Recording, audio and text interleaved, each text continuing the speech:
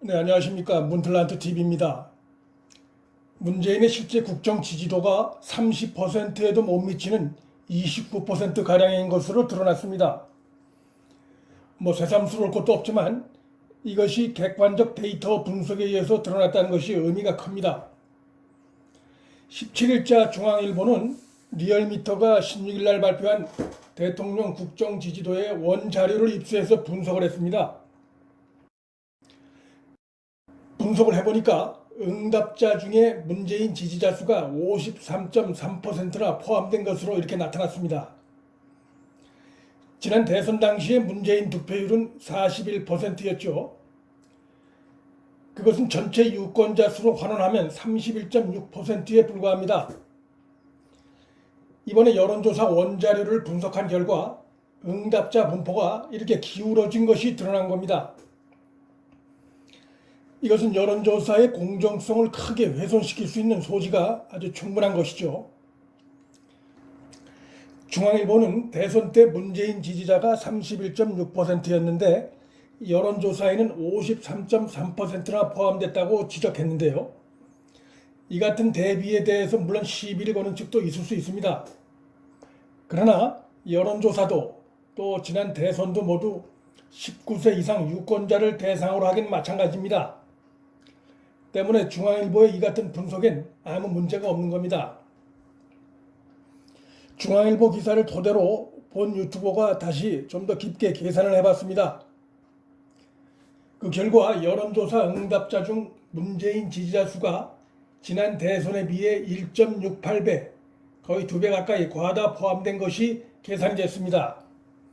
이것은 어려운 수학도 아니고 산수에 해당하는 것이죠. 이번에 과다 계산된 문재인 지지 응답자 800명을 지난 대선 때 실제 문재인 지지자를 대입해 나온 475명으로 나누면 1.68배가 나옵니다. 그런데 지난 16일 리얼미터가 발표한 문재인 국정수행 긍정평가가 48.9%였죠. 따라서 이것을 1.68로 나누면 실제 국정 지지도는 29.1%로 나옵니다. 29%죠. 이것이 문재인의 실제 국정 지지율인 것입니다. 물론 여기에 대해서 또 일각에서 반론을 제기할 수도 있죠.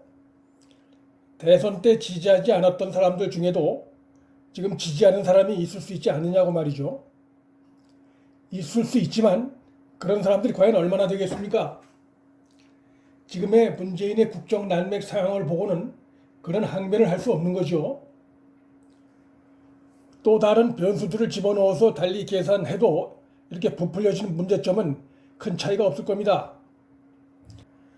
더 큰 문제는 여론조사 기관의 태도입니다. 표본이 과대 포함됐으면 보정을 해야 하는데 보정을 안 하고 그대로 발표한 겁니다. 이것은 일종의 범죄 행위입니다.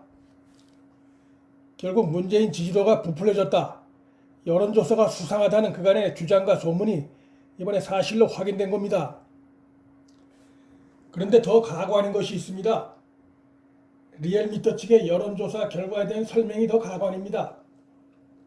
나경원 원내대표의 문재인 대통령 지지자 혐오 표현 논란, 또 5.18 망원 징계 무산, 전두환 전 대통령의 5.18 당시 사살명령 의혹, 한국당 황교안 대표의 5.18 기념식 참석 논란 등이 한국당 지지율 하락의 원인이라고 이렇게 분석을 했습니다.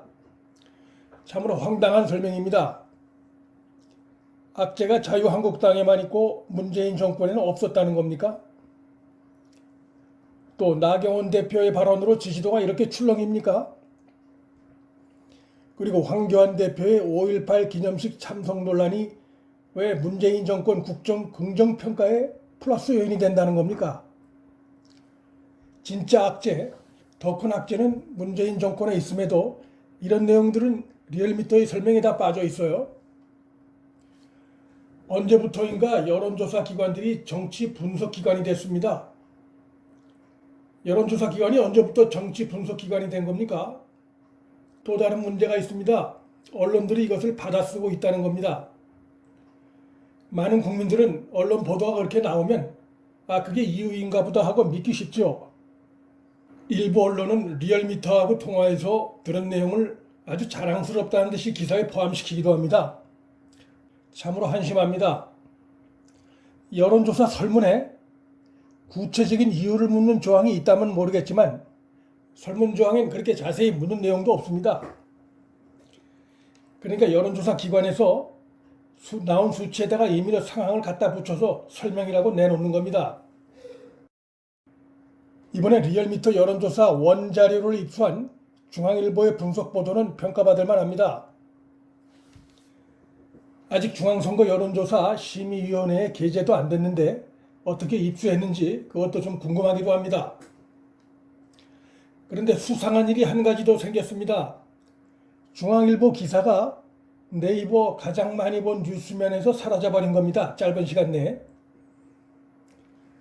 오전 10시까지 이 중앙일보 기사 순위가 점점 하락하더니 오전 10시가 좀 넘어서는 완전히 사라져버렸습니다. 이 기사는 그렇게 쉽게 사라져버릴 그런 기사가 아닙니다. 더 수상한 것은 네이버 정치면에서는 아예 이 기사를 찾아볼 수가 없었다는 점입니다. 지금 보시는 화면이 17일 오전 10시경 네이버 정치면 첫 화면인데요.